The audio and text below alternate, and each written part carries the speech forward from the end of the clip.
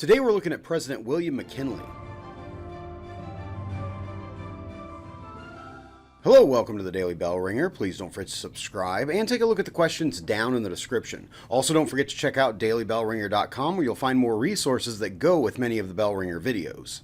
William McKinley was the 25th President of the United States from 1897 to 1901 and was a member of the Republican Party. The last of the Civil War veteran presidents, McKinley's presidency was marked by economic growth and foreign conflict. His presidency would end with his assassination, making him the third president in U.S. history to be killed while in office. William McKinley was born on January 29, 1843 in Niles, Ohio, the seventh of 9 children born to William McKinley Sr. and his wife, Nancy McKinley.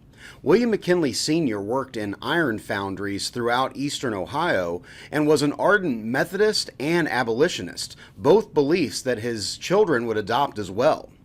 Education was a high priority for the McKinley family, and after attending local schools as a child, William McKinley enrolled in Allegheny College in Meadville, Pennsylvania. However, William McKinley did not complete his studies at Allegheny College, as financial difficulties for his family prevented him from completing school there. Then in 1861, the Civil War erupted and William joined the 23rd Ohio Infantry Volunteers. Interestingly, one of the officers of the 23rd was another future president, Rutherford B. Hayes. McKinley and Hayes formed a friendship that they would have for the rest of their lives. The 23rd Ohio would go on to see action at the Battle of Antietam and other fighting throughout the Shenandoah Valley in Virginia. After the war came to an end in 1865, William resumed his studies attending Albany Law School in New York and then establishing a successful law practice in Canton, Ohio. In 1871, he married Ida Saxton. Together they had 2 daughters, but both of their children died in childhood, and Ida never recovered from their deaths. William and Ida had no other children. McKinley aligned himself with the Republican Party, and his political career basically began when his friend Rutherford B. Hayes ran for governor of Ohio in 1875, and McKinley aided in his campaign. The following year, in 1876, McKinley was elected to the U.S. House of Representatives, where he served multiple terms. His commitment to tariff policies that protected American industries earned him recognition and respect. As the nation grappled with economic uncertainties, McKinley gained a reputation for having a deep understanding of fiscal or economic matters. McKinley's popularity continued to rise, leading to his election as the governor of Ohio in 1891. His time in office was marked by economic growth and stability in Ohio as he implemented policies that promoted industrial development and job creation. McKinley's success as governor positioned him as a formidable candidate for the presidency. In 1896, McKinley secured the Republican nomination for the presidency with Garrett Hobart of New Jersey as his running mate. His opponent, William Jennings Bryan, represented the Democratic Party and advocated for bimetallism, a controversial economic policy concerning how the American dollar would be backed or guaranteed the dollar's value. McKinley, on the other hand, championed the gold standard and conservative financial policies, earning the support of business leaders and investors.